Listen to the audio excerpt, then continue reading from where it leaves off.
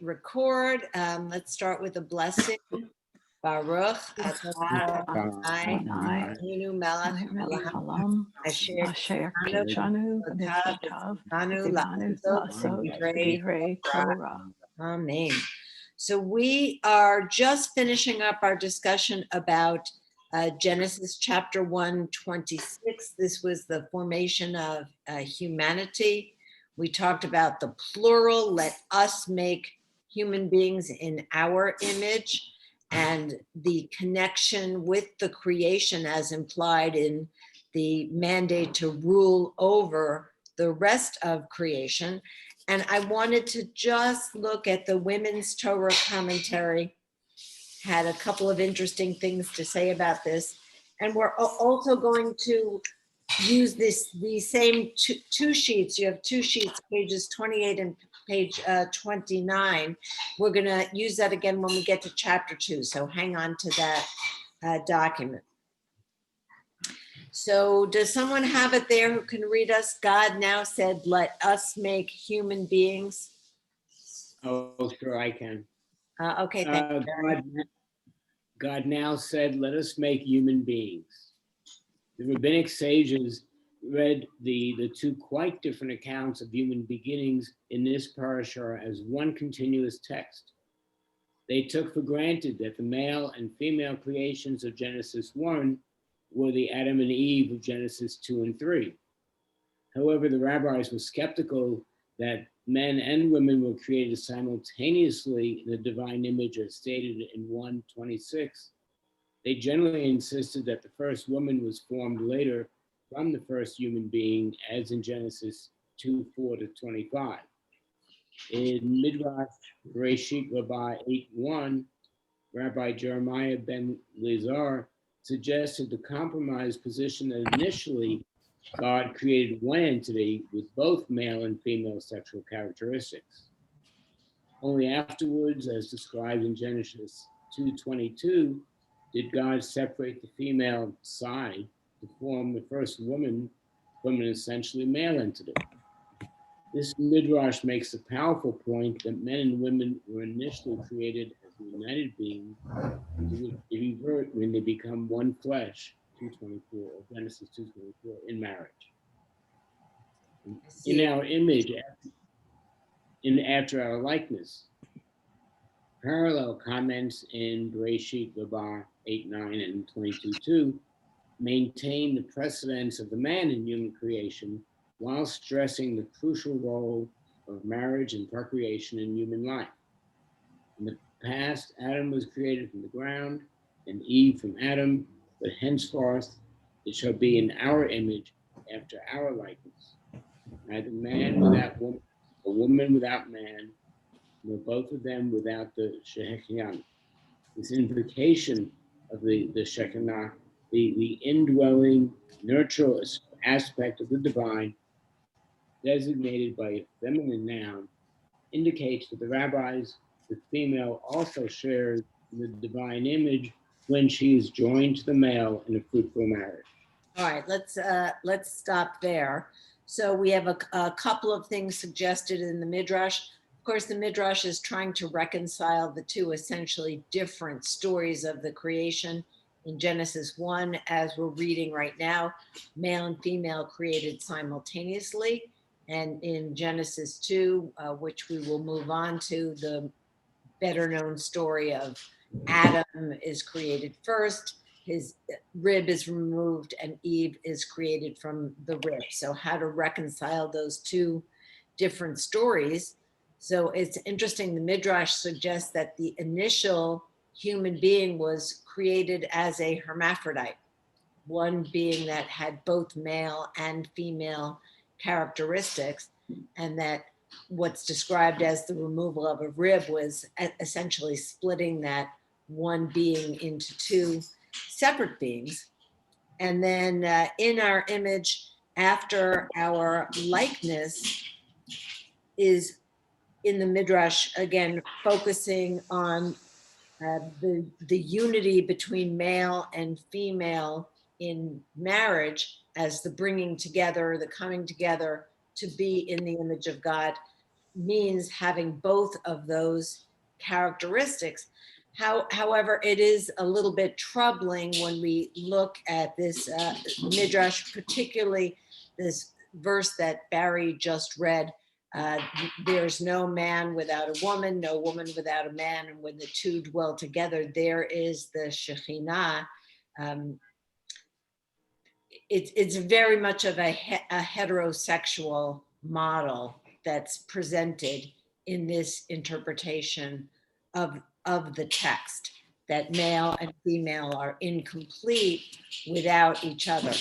And then it's going to get even more troubling when we get into Genesis chapter 3 and look at the expulsion from the Garden of Eden and the various punishments that are stipulated. And you will recall that the woman's punishment is that she will have desire for the male who will rule over her. So it's a very heterosexual and hierarchical model that is being put forth by the midrash more so than the text. I think the text is itself, at least here, more neutral.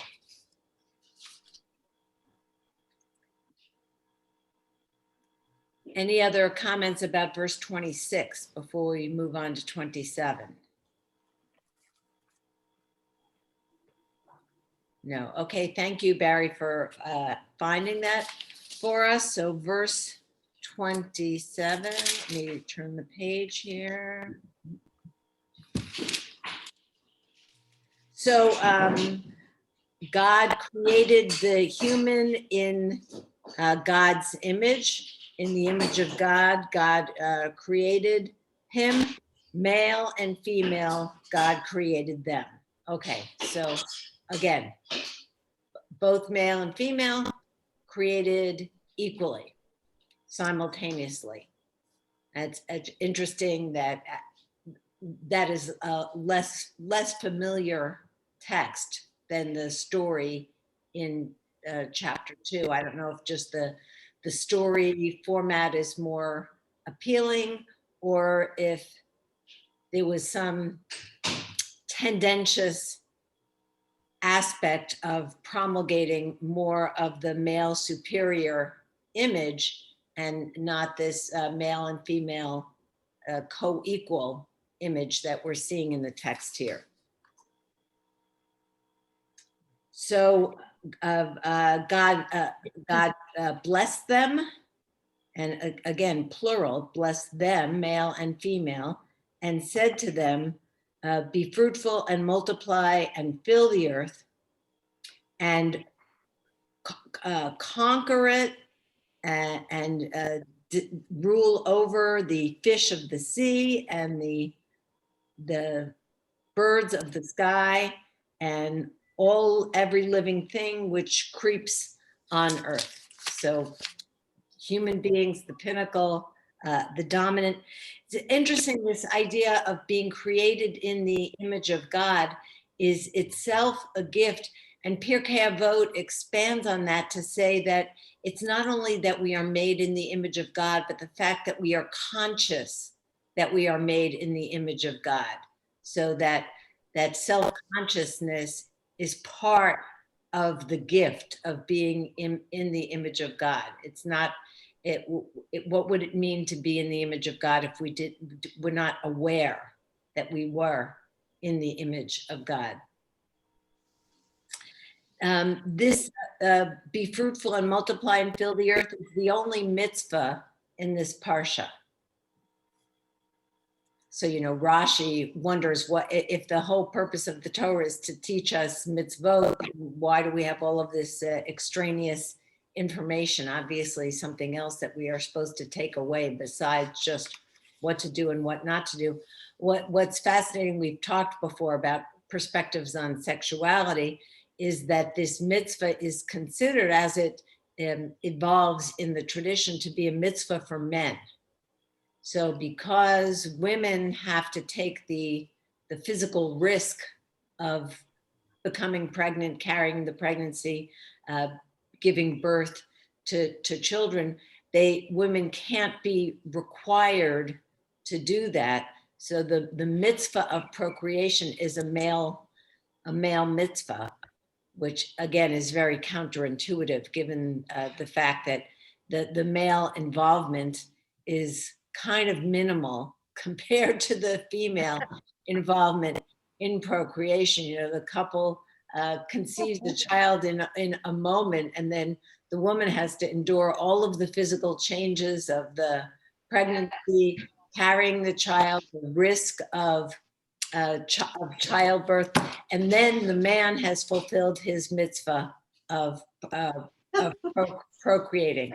And this is one of the classic discussions between Hillel and Shammai is how many children do you need to fulfill the mitzvah? And as is most often the case, Hillel's opinion wins that you need at least one of each, one boy and one girl. So you're supposed to keep having children until you have one of each in order to officially have fulfilled the mitzvah of having a child. You know, trying to have children is one of the questions that's on God's final exam, as I like to call it. You know, there are a series of questions that we're going to be asked in the next life when we have to give an accounting of ourselves. And one of those questions is, did you try to have children? Not necessarily did you have children, because the tradition recognized the fact that not everyone is physically able to have children. But did you try to have children? Meaning, did you get married and have sexual intercourse? And if you didn't have children, but you met that criterion, then you are considered to have fulfilled that mitzvah. And yes, let's, Barry, do you want to read the comment also from the Women's Torah Commentary on this verse 128?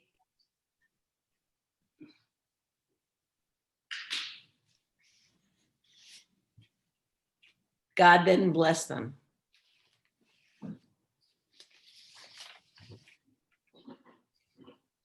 Oh, you're muted, Barry. Oh, yeah. We won't be able to hear much. We get, unless we lip read. Yeah, start again, please. When the cars go by behind the wall on Thompson Peak, it kind of gets sometimes really loud. Really? Already, God bless them. Wow. Bless them. Continuing the strong connection between creation and marriage, Bereshit Rabbah records the tradition that God took up a cup of blessing and blessed them.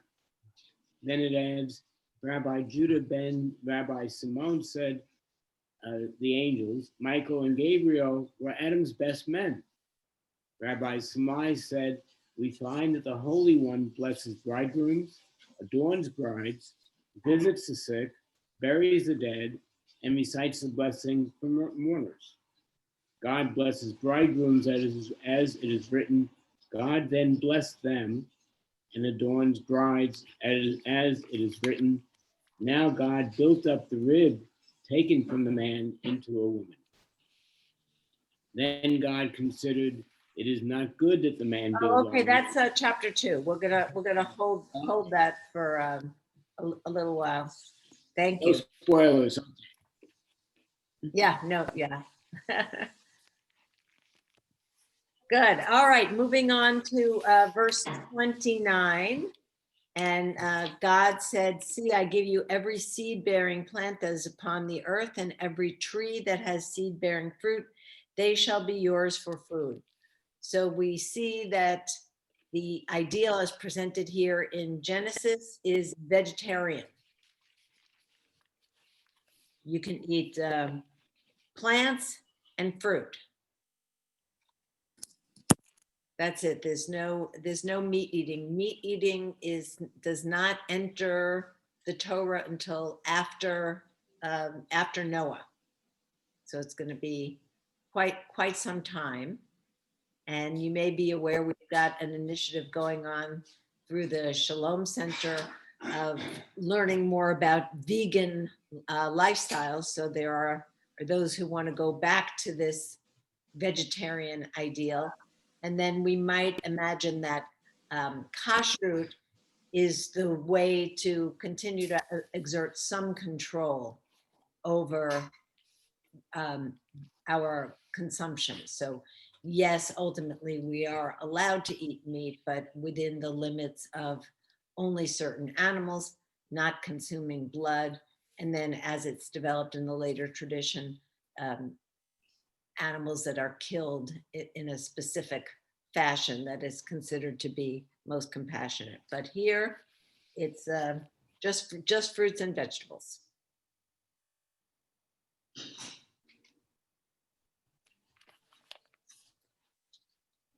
And Can I ask a question or make a comment? absolutely. Back in verse 28, when you said, I forget the word you used, but the woman's commentary says hold sway over. Eddie on the line. I know, I walked around with my PJs. And, Oh, I wasn't sure what was going on. It says hold sway, and the women's commentary says this promise surely brought comfort to early readers who lived at the mercy of the natural world, and were vulnerable to its unpredictability and had reason to fear becoming prey to wild beasts, which we've talked about. But then it says it is not a mandate to exploit nature. I thought that was interesting commentary. Yeah, we've been talking about that already. There was another. Yeah, I remember the discussion about all the prey to wild beasts, but I thought that that last sentence that holds sway over is not a mandate to exploit nature. I thought that was an interesting commentary. It's not clear exactly how we talked about the idea of somebody made this point, I think last week, that I thought was well said, that as if part of being in God's image means that we are rulers parallel to the way God rules, that if we would like God to rule over us with compassion and kindness, that we should rule over the natural world with similar qualities. So I don't know. It's hard to understand what's the shot, what's the literal meaning of the text. It seems to me that the literal meaning of the text is precisely that we are in the superior position in relationship to nature, and nature is there to serve human needs. It seems to be a hierarchical construct of the order of creation here. But, as you indicated, Marcy, both the Women's Torah commentary and many other commentaries, I think, in the contemporary reading are uncomfortable with that exploitative mandate that seems to be implied in the text. So these are contemporary alternate readings that try to soften that. But when we talk about the pshat, which is the plain meaning of the text, it seems pretty clear, at least to me, that the plain meaning is human dominance. Unless anyone wants to argue otherwise. I don't want to argue otherwise, but I think that what we're living with in terms of hurricanes and global warming, et cetera, is a clear example that we're not in charge of everything. I think in some ways, this round, I'm hearing this as that we're in charge of what we eat and how we treat the sources of our food, but we're not in charge of volcanoes. But if we mistreat the earth, which is, God is telling us to take care of the earth, and we mistreat it, then that causes the problems that we're having, I think. Some of them, not volcanoes and earthquakes, but, well, actually fracking, you could argue fracking is contributing to more. You're right, Owen, though, as I look back over verse 26 and now 28, it's the animal kingdom that's mentioned specifically, not so much the earth itself. Right. And since we're not eating them here, we're just ruling over them. I wonder what that means. Well, Of course, if he gave Go us, over there. if he gave us the seed-bearing plants, then the plants can't bear seeds anymore. We're in trouble. But animals, not all animals can just eat, they have to eat meat, a lot of them. They're not all, you know, where they can eat both meat and plant. So maybe some have to eat just meat. Interesting that he says I give all the green plants for food to all the living thing. Right, so everybody was vegetarian in the Garden of Eden. So implying that Maybe, yeah, lions but and tigers and bears, well, maybe. bears are omnivores. Even Right. the animals that Herbivores we or know to be omnivores or carnivorous were herbivores. Wow. Then to Owen's point, if we don't take care of the earth, there won't be any plants to feed anybody. Okay, I'm joining in this one. All history, anything paleontology shows that animals have had incisors for chewing meats and teeth for chewing grains, and some do both. So you can't say just because it's numbered page 20, Genesis 29, that tigers were eating Cheerios. It just doesn't work historically. And number two, let me finish this portion here. We all have extraordinarily short memories. And some of you might think, oh, he doesn't believe in global warming. Yes, a lot of that I do believe in. But the Sahara, which is a great desert, used to be a breadbasket. Trees, there's remnants of trees in areas that are now Arctic areas. So weather and climate shifts have happened in the historical world. Oh, yeah. We are part of this. Doesn't necessarily mean we are the reasons for it. And so just because it's written doesn't necessarily make it completely so, and everything buying into it because it says that doesn't always necessarily work out with the natural world. Yeah, I don't think anyone is suggesting that this is a historical, it wouldn't be a zoological statement, but it is the midrashic. You know, if you think about it, that this is the Garden of Eden. This is the ideal vision of paradise, and the ideal, as depicted in the prophets, the lion and the lamb will lie down together with none to make them afraid. Right. So yeah, right. Right. You know, Woody Allen's comment on that. The lion and the lamb will lie down together, but the lamb won't sleep well. Nice. Yeah, Robin, yeah, I see you have your hand up. I'm just trying to find, I was just looking online to find the second paragraph of the Shema. I thought you were looking for Woody Allen. Yeah, no, I've got it, but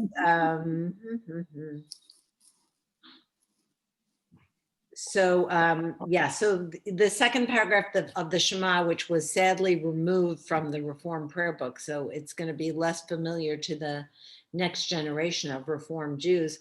It is taken from Deuteronomy chapter 11, and it does very much talk about this relationship between humanity and the earth as caregivers, and that if we don't behave responsibly, 11:17, God's anger will flare up against you, and he will shut up the sky so that there will be no rain, and the ground will not yield its produce, and you will soon perish from the good land that the Lord is assigning you. So Deuteronomy clearly draws that connection between human behavior and the produce of the land. Robin, you wanted to say something? Yeah, thank you. So that we've been looking at really was just verse 29, but verse 30 really kind of continues on with it that I saw, but particularly where it says pretty much only the animals that have a soul are the ones that won't eat meat, is my interpretation of what that is. So it's almost like you know, so then the lion that does eat the meat doesn't really have a soul, I guess is, So verse 30, and to all the animals on land, to all the birds of the sky, and to everything that creeps on earth, in which there is the breath of life. So you're interpreting breath of life as meaning a soul. well, nephesh. Yeah, okay. In which there is breath of life, I give all the green plants for food, and it was so. So ulachol chayat haaretz, ulachol fish ulachol asher bo nefesh chaya, the breath of life. So nefesh comes to be one of the words for soul, but it's also related to breath. So, you know, I don't know. So are you suggesting that animals don't have a soul and that therefore this does not apply to them? In my Chumash, it has soul for nefesh, not breath, as the translation. And so that's part of why, you know, I'm looking at that going, interesting, interesting translation. And it does, you know, translation always. Yeah, it is an interesting translation, that's for sure. So it says the soul of life, or it just says soul, or how does Says it? soul. Mine's the linear, so just right underneath nefesh, it doesn't say breath, it says soul. It And what does actually, it say under chaya? chaya, that is alive. So a living soul, everything that has a living soul. Mhm. You can interpret soul in a lot of different ways that, you know, it's all, I think it's all what you think soul is, or what, you know, what you interpret soul is. Conscience? Yeah, That would be- I'm reading the verse again. Ulechol chayat haaretz, for every living thing on earth. Ulechol of hashamayim, and for every bird of the sky. Ulechol romes al haaretz, and for everything that creeps on earth. Asher bo nefesh chaya. I guess it depends how you're understanding that asher bo, which has within it, whether it's the breath of life or the soul of life or a living soul or any of these translations. It seems to be inclusive. It's building. It says living animals, birds, creepy, crawly things, everything that has it within it, the breath of life, everything that's alive. I don't know if that's if that last phrase is a limitation on what came before it, or if it's trying to say I was reading it as this, and in case I left anything out, or you don't see anything within one of those categories, every living thing. I read it in a slightly different way, as if in which there is a living soul. It doesn't mean that everything has a living soul, that some of these things that have been created may have a living soul, but they may not.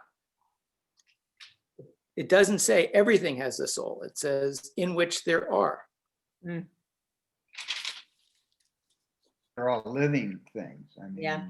from So, roaches, the smallest of insects, they're living versus I know a lot of people who say they don't want to go to heaven if they can't have their dog there with them. No, that's the question, is do we think that animals have souls parallel to how humans have souls? Certainly animals have emotions. Not mosquitoes. Yeah, right. Right, so dogs, yes, mosquitoes, no. Yeah. Right. All right, Sharon and then David. I think my cat will be there before I am. You're waiting for me there. Okay, my question. Okay, my question is very simple. What's a soul? Everybody says, my soul like this. What is? Is it something that thinks? Can it be, is it self-aware, or is it your cat?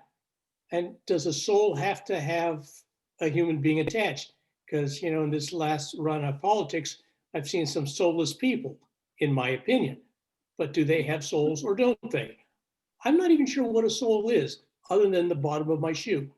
So if anybody can tell me precisely what a soul is, I'd like to know.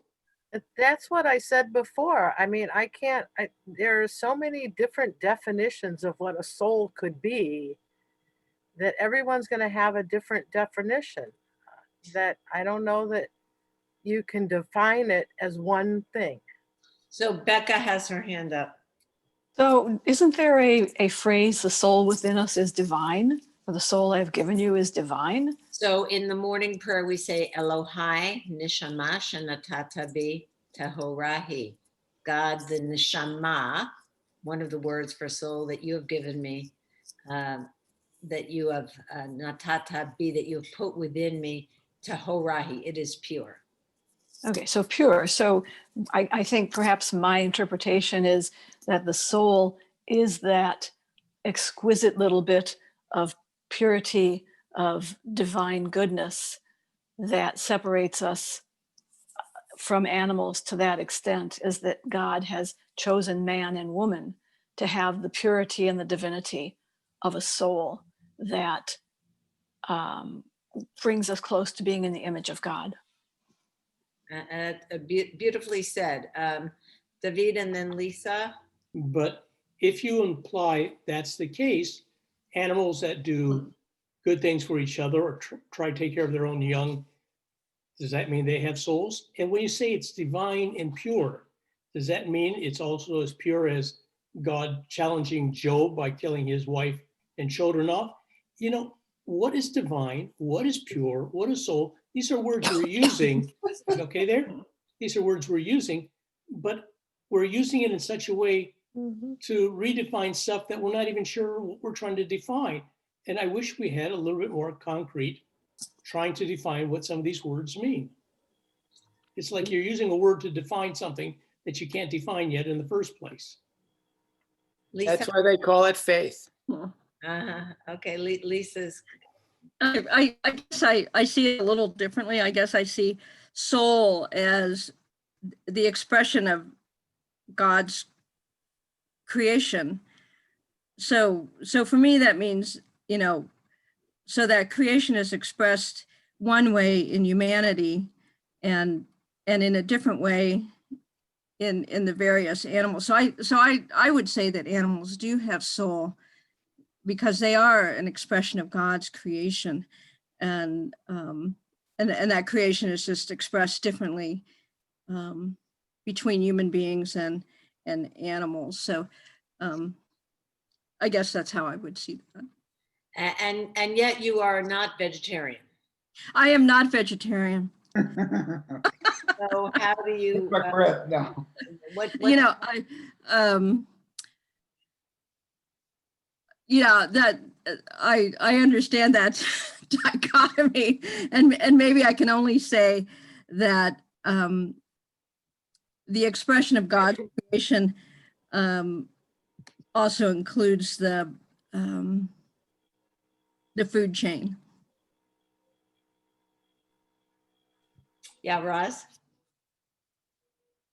Lisa, Yes. does that include insects and snakes and all the creepy crawlies that are creepy? You as an expression of God's creation, I certainly think so. Yeah, I think all those creatures have a spark of the divine, and I would even include the coronavirus there. Sharon Solomon and I had this ongoing discussion about whether viruses are live things or not live things, and science is kind of split on that question, but I see them as live things, and so all the expression of God's creation, all living things to me would have in their own way soul. And so if you have a fly in your house, do you kill it? Not always. It depends on how annoying it is. You see a soul as a actual part of yourself? That can you picture your soul and where it is? I wouldn't say it's, I wouldn't say it's a separate thing. I would just say it's an expression of God's creation within, that we are all an expression of God's creation. Whether that's expressed as a human being or whether that's expressed as a grasshopper or however it's expressed. And is that the basis of your being? Having a soul. Yeah. I think the basis of being is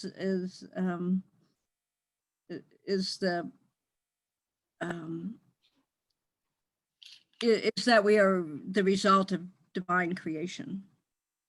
When I was in college, a philosophy teacher told us at the beginning of the class that we would get an A if we could come and tell him what the essence of the human being is. Yes. Nobody got it for years and years and years. I don't know what it is, but that's the exact same thing. When I took philosophy, the first class, the professor said, what is it to be human? And I too still wrestle with that question. What is it to be human? My initial response to that was potential, that we all have that human beings have certain potential, and it's that potential that makes us human. I think I'm a little bit more in the corner with Becca. Becca, are you raising your hand? Yeah, Okay, I did.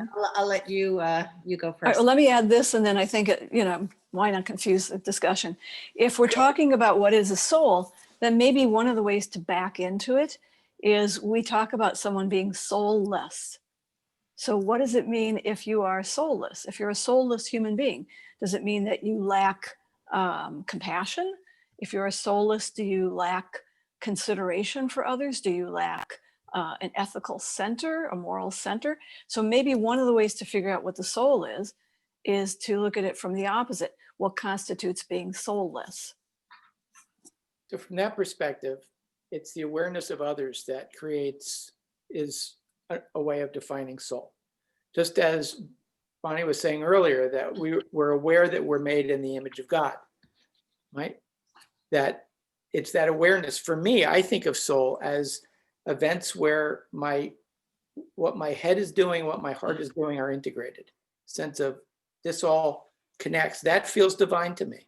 It feels like that's a gift. So it's 3 different things there, but that's what happens when you back in. Can I say something? Sure. I have a great deal of difficulty with the whole concept of God. What is God? We're created in this image, but what is God? I mean, I can't see a human figure as God. To me, I have a feeling it's more like a force of nature, rather than a human figure. And I think it boils down to that. We're made in the image of God. What is our concept of what God is? So for me, again, going back to Becca's initial comment, I think I keep coming back to the concept of choice, that this is what is uniquely human, is the fact that we have, I don't know, was Becca used the word potential, but the possibility of choice is uniquely human. When we talk about animals caring for their young or acting in a cooperative fashion, I don't see animals as making choices to behave in these ways. They're controlled by instinct, whereas the fact that we can choose between various paths makes us unique. I just pulled out, I wanted to go back to that text in Pirkei Avot. So it's chapter 3, the verse 18. And I'll just read the translation that I have here. Rabbi Akiva used to say, beloved is man, for he was created in the image of God, but it is by a special love that he was informed that he was created in the image of God. And then I'm just going to read a little bit from the commentary. I love this commentary by Irving Bunim on the Pirkei Avot. So he writes, the author of Yain Levanon notes the following distinctions between man and the animal kingdom. And in them, he sees evidence of, quote unquote, the image of God. Every animal seems to have a particular dominant characteristic. The lion is known for its courage, the leopard for audacity, the ant for industry, and the dove for its family loyalty. But we never find that an animal should expand its personality or ability beyond its generic limitations. No lion, to our knowledge, is both courageous and industrious. No ant has been found both industrious and audacious.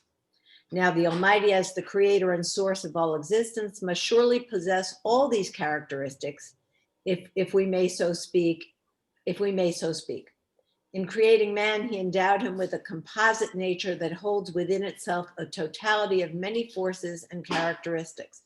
Man is capable of being courageous and modest, audacious and industrious, moral and loyal. In this respect, man is in the image of God. He in miniature is the crown of creation because he is a microcosm, the forces of the world and its creator in miniature. Again, the animal's characteristics are predestined and fixed according to his species. His character is part of his inborn instinctual nature. No animal will have the opposite of a generic characteristic. We have yet to find a cowardly lion, a lazy ant, or a shy leopard. The human being, however, can function with every one of these characteristics and also its opposite. This is the basis of man's freedom, but is also forms a basis for the anxieties of ambivalence and doubt with which man must struggle. So he goes on for there, but I think you get the point. Origin of Musar. What's that? The origin of Musar. Right, there would be Yeah. no possibility of Musar if we didn't have choices in our lives. And in fact, let's just finish the chapter, the last verse, because I think the rabbis emphasize this in their commentary. So, God saw everything that God made, and Hinei Tov, behold, it was good. Actually, Vehinei Tov Ma'od, behold, it was very good. And there was evening and there was morning, the sixth day. So that very good, the rabbis ask, why is the word very added? And the answer is, it refers to the Yetzer Hara.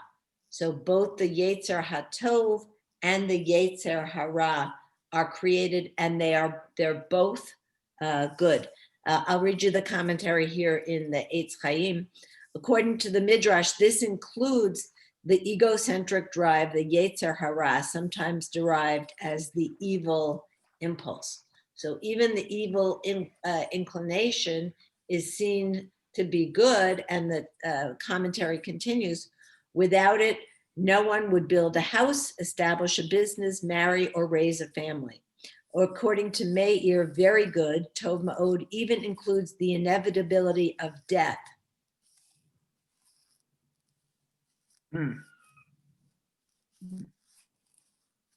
Wow. So very good, the Yetzer HaTov, the Yetzer Hara, the whole package, life and death, it's all a part of the human experience.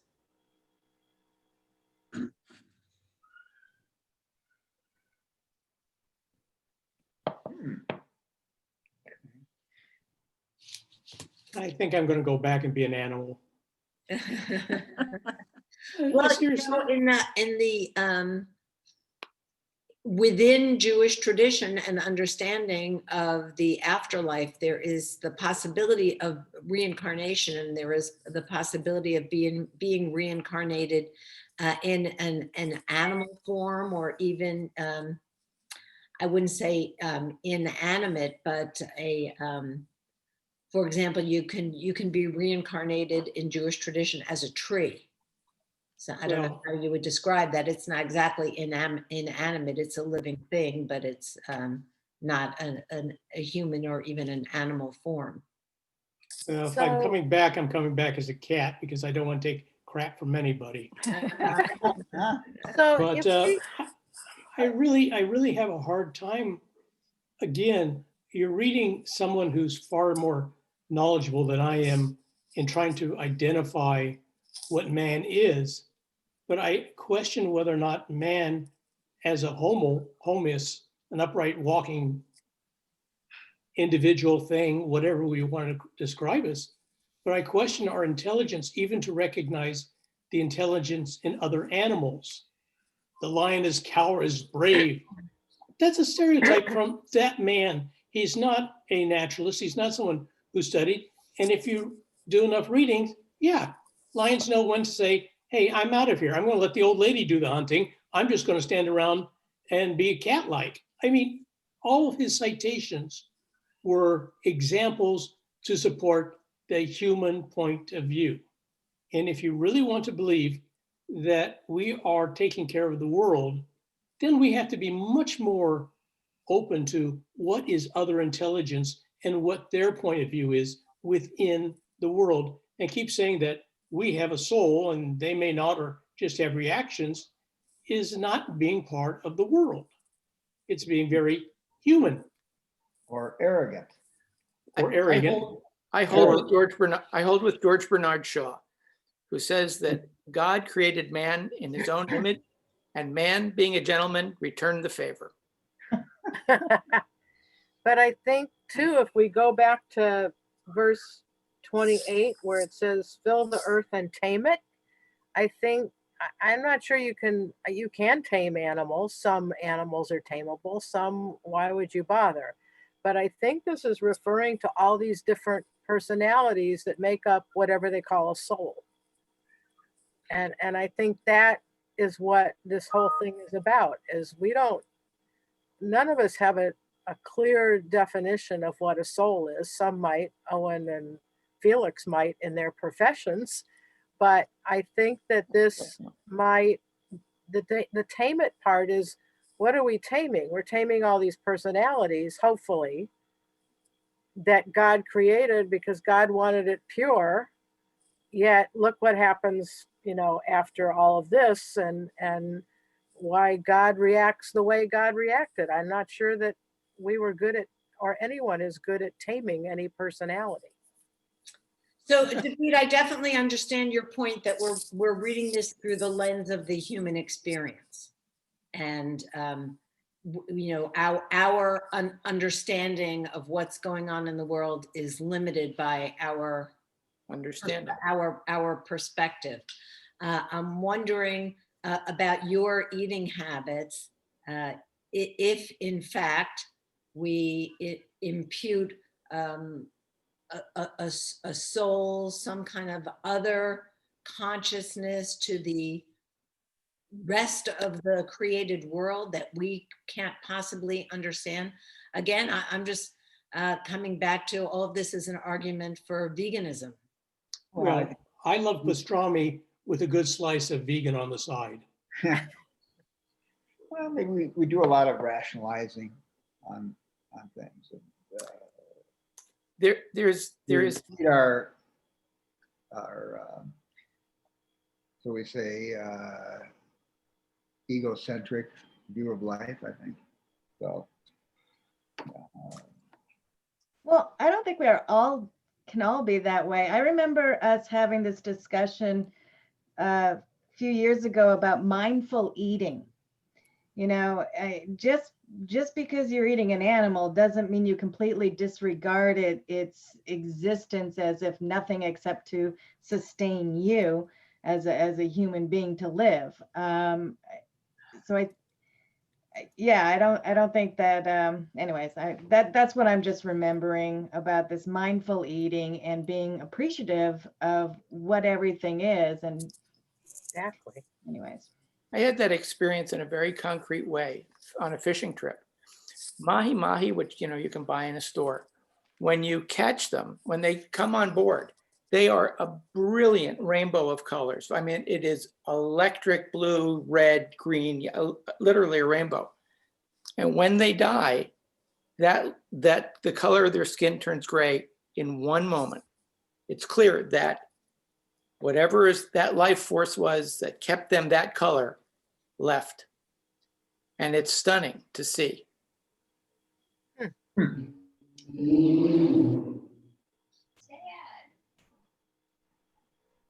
So is that life force essentially the same or essentially different than the life force that animates the human? I think it's the same. Yeah, I think it's the same too, but I think it's expressed differently. You Yes. know, I don't know. I think God is the God of diversity, that God doesn't create just one of anything. And so this creative force that God puts into the world is expressed in so many different ways, whether it's expressed in a human way or expressed in a mahi way or however it's expressed. Or a plant way, for that Or in a matter. plant way, yeah. I mean, you can be vegan, but you're eating plant-based food, but certain plants have a certain purpose on Earth. And are we doing harm to those plants or to the earth that they help? I mean, you can look at it that way too, that being a vegan isn't necessarily the right way to go too, depending on what plants you're eating. And plants communicate with each other.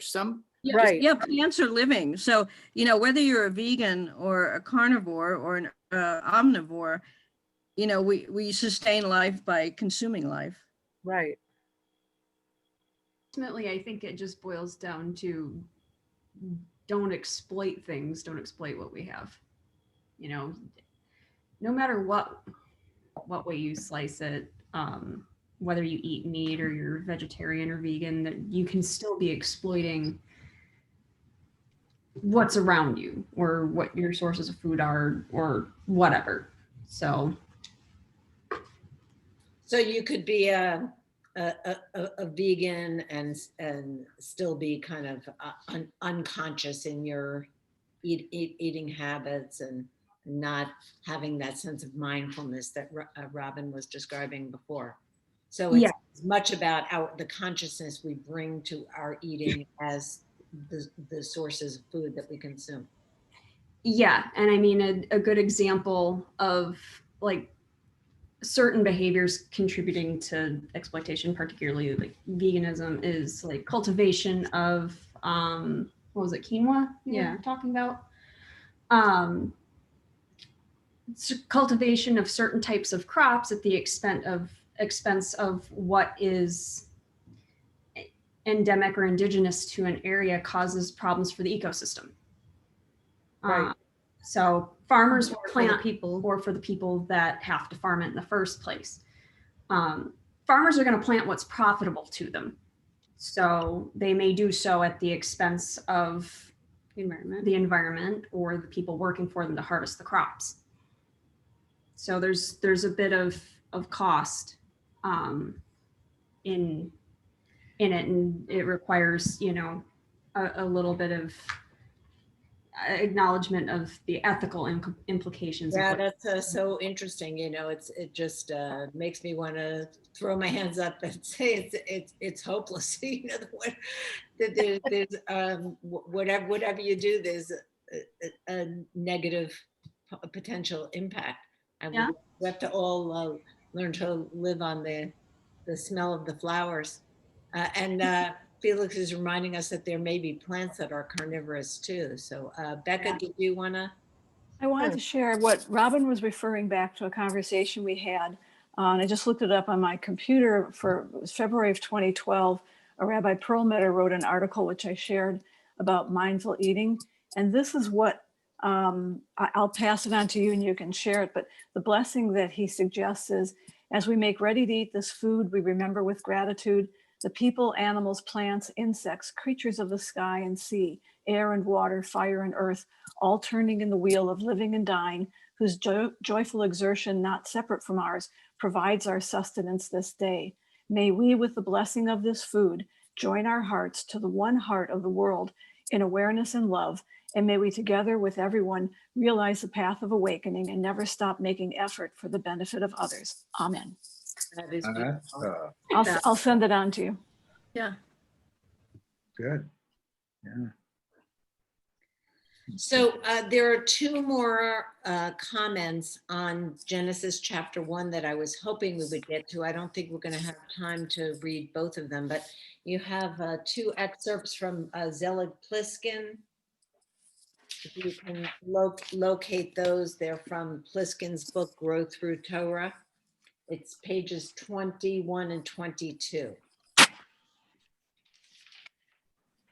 So Yeah, got it. rather than rush through that, I think what we'll do is start with that next time, and then we're going to transition into chapter 2. So I think Robin already has posted the handouts in the URL. So please make sure you have available the handouts for chapter 2, as well as the Pliskin material for next week. All right, thank you all for joining us this morning. Thank you. Shalom bimromav. Huya aseh shalom. Aleinu v'al kol Yisrael. V'imru. Amen. Thank you. Thank you. Thank you. Bye. Have a good week. Robin reposted the site in case anyone needs it. Yeah, that's for chapter 2. Thanks, I'll leave it up there for a minute. And remember, in The Wizard of Oz, the apple trees threw the apples back at them. Right. Well, I was thinking of And the lion Cowardly was a Lion cowardly lion. when I was reading Boonham's commentary about, the Cowardly Lion. Yeah, we were And both thinking about The Wizard of Oz. And Owen, the same thing applies. I was raising fish in Israel, and the same thing applies to the fish that we are harvesting. Beautiful colors, but when it's their time, their colors disappear from the scales. Yeah. And having unfortunately stayed at the side of a few people, the color disappears there too. So I know that well. Mhm. Good talking to you. Great seeing everyone. Nice to see you again, Sharon. Take care. Thank you. Have a good week. Okay, take you. good care. Nice seeing all your beautiful faces Oh, again. yeah, you as well, Sharon. Good to see you too, Sharon. Take care. Everyone. Happy November. Bye, everybody. Bye-bye. Trying. There we go.